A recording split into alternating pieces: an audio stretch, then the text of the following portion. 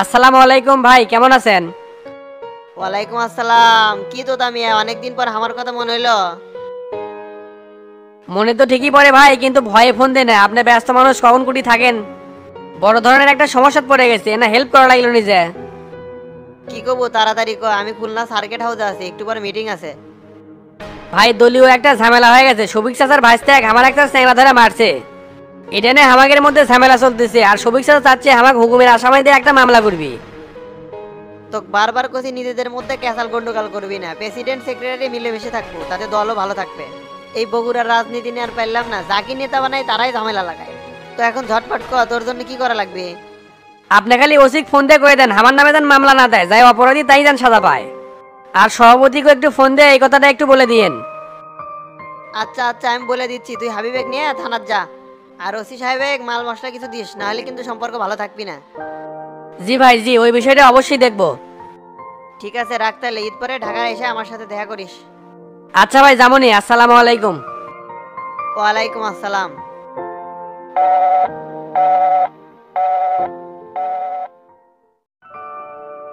ভাই আসসালামু আলাইকুম। ওয়ালাইকুম আসসালাম। আরে ইঞ্জিনিয়ার সাহেব দাঁড়িয়ে আছেন কে? বসেন।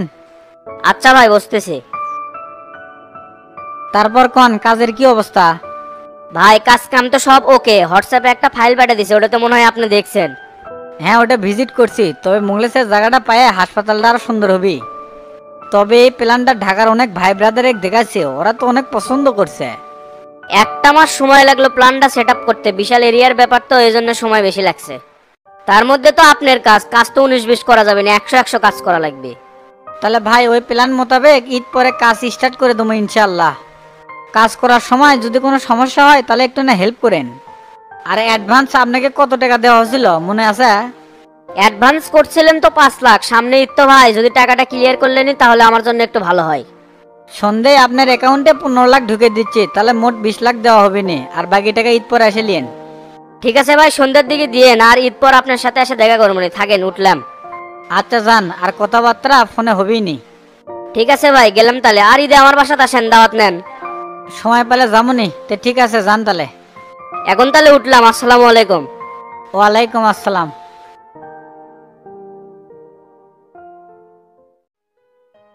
তাহলে চলেন, আর বসে না থেকে থানা বিলে যাই। তা কেন্দ্রীয় সেক্রেটারি কি থানা যাবার কইছে? আসার সময় হইলে লাইন সব ওকে করছি। থানা চলেন, থানাত গেলেই কাজ হয়ে যাবি। এতক্ষণে মনে হয় ওসির সাথে ভাইয়ের কথা হয়ে গেছে। উঠিচ্ছি রে উঠিচ্ছি। তাই এত তাড়াহুড়া করে চুকে কুরবানির গরু কিনছু? ভাত যে খামো সেই সময় পাচ্ছি না। 2 দিন হলে আছি দৌড়ের উপর। কুরবানি কিনি কখন? তবে দক্ষিণ পাড়া মজাফরের সাথে কথা আছে, ওর খামারে বলে অনেকগুলো গরু আছে, ওর থেকে একটা নিমো। একটা না দুইটা নেই, একটা আমার জন্যও নেই, জানলে দেখতে বড় সড়ো হয়। কয়েকদিন হলো গরু দেখেছি, কিন্তু গরুই পছন্দ হয় না। ওই খামারের কথা আমিও শুনছিলাম। জামো জামো করে সময়ের বাগরে আর যাবার পারিনি। লিয়েন নি, ওক টাকা পাঠিয়ে দিলি তো গরু বাড়িতে এসে দিয়ে যাবি। বুঝিস না কে, এখন আমার কাছে টাকা নেই। তুই গরুটা কিনে আমার বাড়িতে পাঠিয়ে দেস, পরে টাকা দিয়ে দে মনে। মানুষের টাকা দেয় কিন্তু কুরবানি হবি না, কুরবানি নিজের টাকা দিয়ে দেওয়া লাগে। মিশে জানে এক কথা কইস না, হাওলাতি টাকা দিয়ে কুরবানি কিনলে কুরবানি হবে। আর যদি নাও হয় তারপরে তুই আমার বাড়িতে একটা গরু কিনে পাঠিয়ে দিস তো। সুযোগ পালেই খালি ধান্দা খোঁজে। বেকারে যখন পড়ছি দেওয়াই লাগবি। ঠিক আছে, এলে ছোটখাটো বিষয় না তো চাপ না লাগবে না, কালকের মধ্যেই গরু চলে আসবি না। এখন ওঠেন তো। মাথার থেকে বড় একটা চাপ নেমে গেল রে। তা চল চল। ডাক্তার সাহেব, ফটিকের কি অবস্থা? সুস্থ হতে আর কয়দিন সময় লাগবে? ঈদের আগেই বাড়িতে নিয়ে যেতে পারবেন। আর বাসায় গেলে অবশ্যই নরম খাবার খাওয়াবেন। আর লক্ষ্য রাখা লাগবে পেটে জানি কোনোভাবে চাপ না পড়ে। আর যে বেলটা দিব ওই বেলটা 24 ঘন্টায় পরে রাখতে হবে। নিয়ম কানুন যা আছে সব মেনে চলবনি, কিন্তু রুগীর তো আবার পরবর্তী সমস্যা হবে না তো? অনেক সময় দেখা যায় সেলাই করার জায়গাতে ইনফেকশন হয়, সেটা যেন না হয়।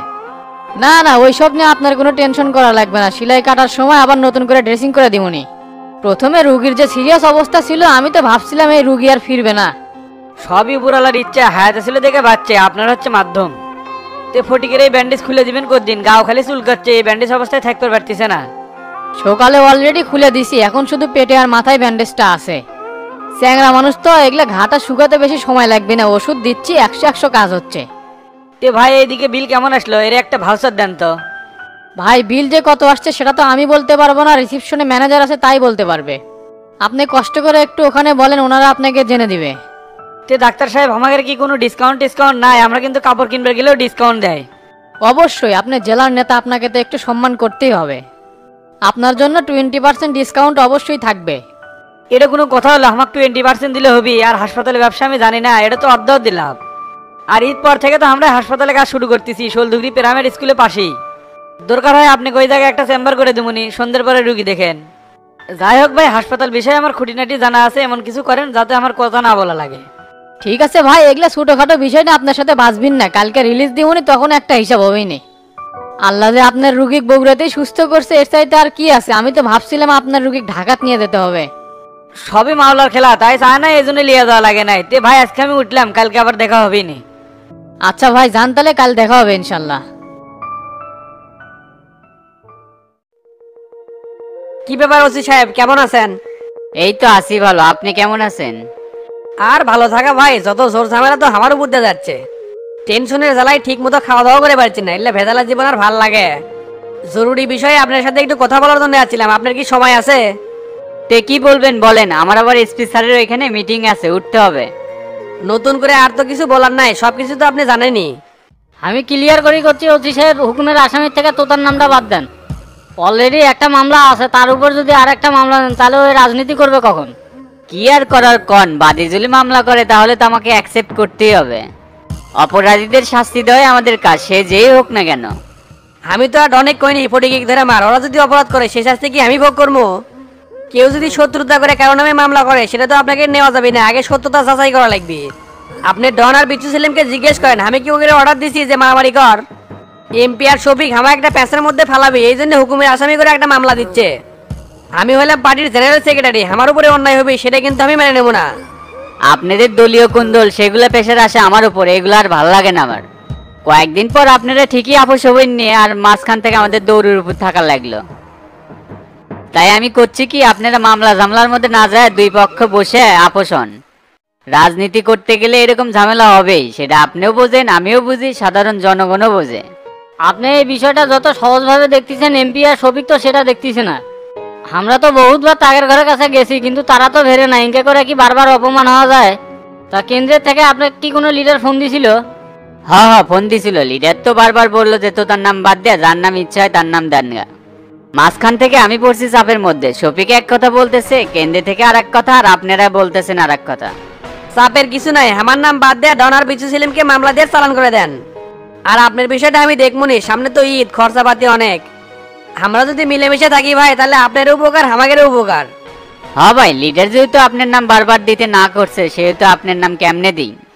আপনি এই বিষয়ে কোনো চাপ নেন না, আমি মামলাটা সাজায় আপনাকে ফোন দেবনি।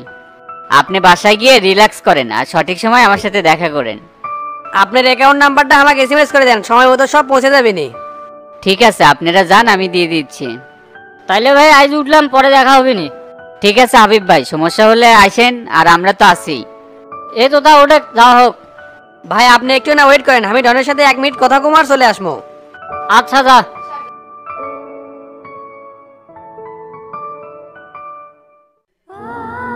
ভাই আসতে এত দেরি করছেন কে? কাল থেকে আপনার জন্য অপেক্ষা করছি। তো করে কখন থানাতে নিয়ে যাচ্ছে আমি সবকিছু জানি, আমি কি এক কাম নিয়ে পড়ে আসিবে? সবে মাত্র ওসি সাহেবের সাথে কথা বলে তোর সাথে দেখা করতে আসলাম। তো ওসি স্যার কি করছে? আমায় কি আজকে ছেড়ে দিবি? পাগলা হচ্ছ নাকি যে আজকে ছেড়ে দিবি? যে অকাম করছু, ওসি সাহেবের সাথে কথা কয়ে মামলাটা একটু হালকা করে দিয়ে আসলাম। মারার সময় হুঁশ থাকে না, শালা যে মারা মারছু, আর একটু মারলি তো মরেই গেললি। আমি আর কি করবো, ওই শালা বিচ্ছুর জন্যই অকামটা হচ্ছে। আজে বাজে জিনিস খাবি আর মারার সময় হুঁশ থাকবি না। সুযোগ পেয়ে খালি আমার উপর দোষ দিচ্ছেন। আপনি সাহস না দিলে কি আমার কাম দাচ্ছিল ওর গায়ে হাত দেওয়ার? আপনি হলেন আমার বস, আর তোতা ভাই হলো অভিভাবক। আপনি করে দুইজনের বাইরে তো আমি আর যাই না। হাই রে, অভিভাবক মান নেলা হচ্ছে, তুই যে এত বড় কাম করবে গেছু, আমার কি কছিল? আজ তোকের এই কামের জন্য আমার পদে পদে বেজ্জতি হওয়া লাগছে, কোনো জায়গায় যা মুখ পাচ্ছি না। সবে মাত্র আমি রাজনীতির মাঠটা ঘষে তুলছি, এর মধ্যেই শালার এই অকামটা করলু। তোকের এই হট্টগোলের জন্য লিডাররা আমাকে দোষারোপ করেছে। কি রাজনীতি করো, এত কেসাল হয় কে? ওই যে আমাকে আগে মারছিল, সেটা তো একবারও ধরিচ্ছেন না। আমি কি আগে ওর উপর অ্যাকশন নিছি? তুই যে মার খাসু তার কোনো প্রমাণ চিহ্ন আছে? আর তুই যে মারছু তা গড়াল বগুড়া শহর জানা গেছে।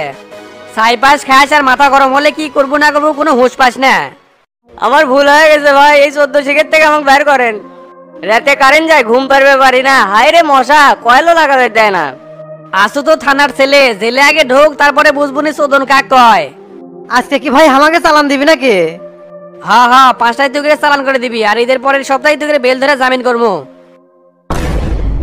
কি কোন ভাই, এখনো তো 2-3 দিন সময় আছে, এর আগে কিছু করা যায় না? এটা কি সোলের হাতে মহা পাসু যে পাইলাম আর খেলাম? কাল থেকে কোর্ট 7 দিন বন্ধ থাকবি, তারপরে জামিন ধরা লাগবি। টেনশন করিস না, প্রথম বেলেই তোকে জামিন করামো ইনশাল্লাহ। ভাই প্রথম বেলেই যদি জামিন না হয় তাহলে কি হবে নি? না হলে কি করবো, জেল খাটবো। আর এই মামলার তো তুই 1 নাম্বার আসামি। মিসাই যান মজা করেন না, ডন ভাই থাকতে আমি কে 1 নম্বর আসামি হমো? প্রোটোকল অনুযায়ী আপনি হলেন 1 নম্বর আসামি, ডন ভাই 2 নম্বর আর আমি হলাম 3 নম্বর আসামি। এই শালা অকাম করছিস তুই আর আমি হমো 1 নাম্বার আসামি। পাপ করছে যাই সাজাও খাটবি তাই। কথাবার্তা ডাইছে না ঠিক করবে। আমি কি তোকে অর্ডার দিছিলাম যে ফটো কেক মার, আমি দেখবো নে। দীর্ঘদিন ধরে আমার পিছে আসছি থেকে তকবির করতেছি, না হলে তোকের মতো কোনো শত শত আমার পেছনে ঘুরেবে। একটা কথা মাথায় রাখিস, সেই তোতা কিন্তু নিজের যোগ্যতায় নেতা হচ্ছে, কারো হেল্প নেয়নি। আর তোরা আমার পিছে ঘুরিস স্বার্থ দেবে, কিভাবে আমাকে বাঁচ দেওয়া দেবে সেই চিন্তা করিস। বাদ দেন তো ভাই, সব কথা ধরলে তো আর হবি না, সব কর্মী কি একরকম হয়? আপনি খালি ঈদের 2 সপ্তাহের মধ্যে হামাঙ্গে বাইর করার ব্যবস্থা করেন, দরকার হলে আপনার পার্সোনাল উকিল নরেশের সাথে কথা কন। আচ্ছা আচ্ছা কথা কমনি। আর কনস্টেবলে কিছু টাকা দিয়ে গেলাম, কিছু খাস? ভাতের ব্যবস্থা করে দিয়েন, 2 দিন হলো আজে বাজে খাবার খায় পেটে খুব গ্যাস আছে। ছোট ঘর, গ্যাস মারলে থাকা যাচ্ছে না, প্রচুর গন্ধ হচ্ছে। আচ্ছা আমি কয়ে যাবো নি, ভাতে পার্সেল করে দিবি নি। আরে না কয়া দেন তো, পানি যেন আল্লাহ বেশি করে দেয়। কি পানি দেয়, নল্লি ভেজে না। আর কালকে তোকে পিছিয়ে টাকা থেকে তো মনে, জেলের মধ্যে যা যা মন চাই তা তাই খাস। আচ্ছা ভাই, আপনি কি এখন চলে যাবেন? আমার তো ভাই মুখ দিয়ে আর কথা বাড়াচ্ছে না। এ অত ভেঙে পড়ছু কেবে? জেলখানা তো মদ্দা মাছের জন্যই। রাজনীতি করলে বুকের পাটা বড় থাকা লাগবি, খুন করা লাগবি, জেলখানা লাগবি, পড়লে থাকা লাগবি, আরো কত কি। তুই যত মামলা খাবো তত উপর দিকে যাবো। যে নেতার মামলা নাই তাই কোনো নেতা হলো বে? যা যা, সব বিষয় আমি দেখবো নি। খালি কষ্টের বিষয় হলো ইটটা তোরা বাইরে করে পারলো না। না ভাই, আমি ইট টিট নিয়ে আর টেনশন করিচ্ছি না, আমার এটিও যা বাইরেও তাই। তোর তো শালা তাই মনে হবি, তোর তো আর ঘর বাড়ি নাই। তে থাক, আমি চলে গেলাম। 2 জন মিলে বসে থাকিস, কেসাল দান করিস না। আচ্ছা ভাই যান, ক্যাসাল গন্ডগোল করবো না।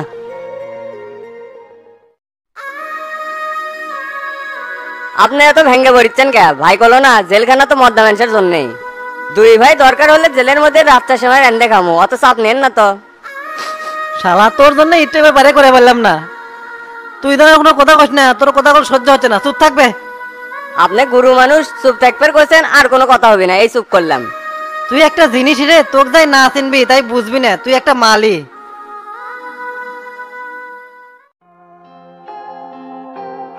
কেরে ফটি কেঙ্কা আছে ভাই?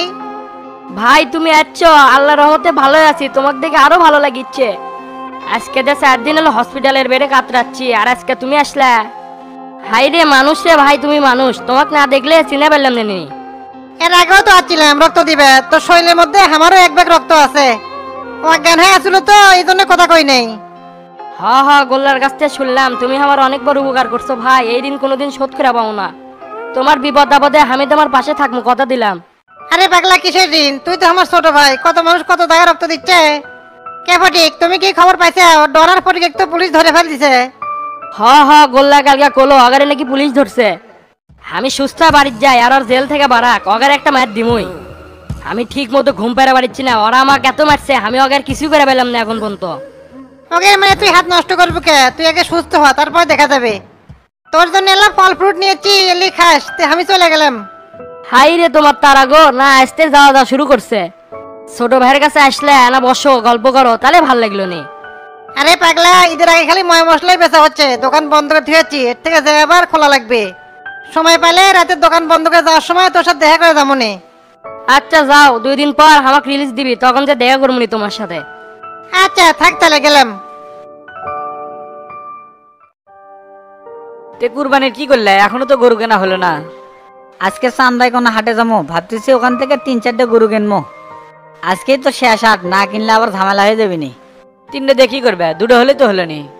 2টো হচ্ছে অসহায় দরিদ্র মানুষের জন্য, আর 1-2টা গরু তো আমাদেরই লাগবে, আত্মীয় স্বজন আছে না।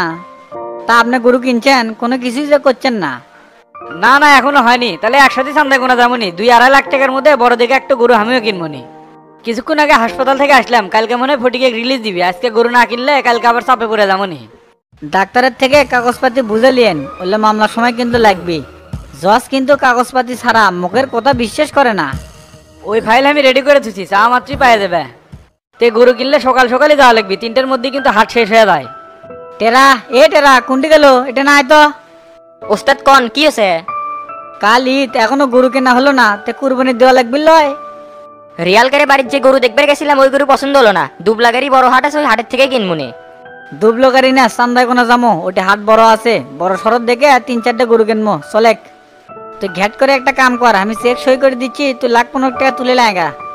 তাহলে আমি টাকা তুলে নিয়ে এসে বাড়ির সামনে দাঁড়ালাম, আপনারা বাড়ান। আচ্ছা যা, দেরি যান করিস না। তে চাচা ওঠেন তাহলে, আমরা আস্তে আস্তে বের হই। আচ্ছা বাবা চলো। কি ব্যাপার মন্টু সাহেব, তুমি ফার্মেসি বন্ধ করে এটি বসে আছো কৃষক? রুগীরা সব তোমার দোকানের সামনে এসে ঘুরে চলে যাচ্ছে, ইনকেরও দোকান বন্ধ রাখলে ব্যবসা নাটে উঠবে। কি করবো ক, ইনকামের থেকে খরচই বেশি, তাই মনের দুঃখে এটি বসে আছি। তোমার যে আরো কথাবার্তা, 5 টাকার কলম দিয়ে তুমি লাখ লাখ টাকা ইনকাম করিচ্ছ, আর তুমি এলে কথা কও। আমি কি আর সেই ডাক্তার হসি রে, শেষটা খালি সার্টিফিকেটটা বের করছি। আশেপাশে ভালো ডাক্তার নাই, তাই লোকজন উপায় না পায় আমার কাছে আসে। তোমার দৌড় যে কত দূর সেটা আমি ভালো করেই জানি। তে তুমি দোকান বন্ধ করে এটি কি জন্য বসে আসো, সেই কাহিনীটা কও তো। কালকে ঈদ, এখনো গরু বরকি কিছুই কিনে ফেললাম না। এদিকে বউ জিদ ধরছে অ্যান্ড্রয়েড ফোন কিনবি, এখন কত কোন দিক যাই আমি? কুরবানি তো বছরে একবারই আসে, ফোন তো পরে কিনে দেওয়া যাবে। তুমি আগে কুরবানি দাও, তারপর ফোন কিনে দিও। এলে ছোটখাটো বিষয় নিয়ে এত চাপ নাও কে, যাও একটা ছাগল কিনে নিয়ে আসো গা। চাপ তো আমি নিচ্ছি না, চাপ দিচ্ছে আমার বউ, ওই তো মোবাইল ছাড়া কিছুই বুঝিচ্ছে না। অলরেডি ভাত খাওয়া ছেড়ে দিছে, পানির উপর দিয়ে দিন পার করিচ্ছে। আহারে, এটা তো সন্দেহের আভাস, ফোনে কি আবার পরকিয়া করে নাকি? যুগ জামানা কিন্তু বড়ই খারাপ, অ্যান্ড্রয়েড ফোন পেয়ে অনেক মেয়ে আছে যারা স্বামী সলবল ছেড়ে পেলে চলে গেছে। চুপ করবে, আমার বউ একবারে খাঁটি সোনা, 24 ক্যারেটের সোনা পাখিকে আমি কত ভালোবাসি, আমাক ছাড়া ওই কিছুই বোঝে না। আমার বউয়ের মতো বউ হয় রে, ছোট মানুষ একটা জিদ করছে তাই একটু টেনশনে আছি। হ তোমার বউ গোলাপি যে কত ভালো আসিল সেটা আমি ভালো করে জানি, আমাগরে পাড়ারই মেয়ে আসিল। এলে পুরানা ইতিহাস তুলবার চাই না, করলে তো অনেক কিছুই কোয়া যাবে, কিন্তু তুমি যে মন খারাপ করবে থাক বাদ দাও। আর তুমি না ফটিকে দেখতে যাও তো, তোমার কথা বারবার হামাক কছে। হ্যাঁ জামুনি রে, বইয়ের চাপে এলে কিছু মনেই থাকে না। তোমার মুখের কথা মেলা শুনছি, তুমি তো মেলা বাড়ি যাবার চাচ্ছিলা কিন্তু গেলে না তো। আজকে রাতে জানি যাওয়া মিস করো না, কালকে কিন্তু রিলিজই পাবি। আচ্ছা জামুনি।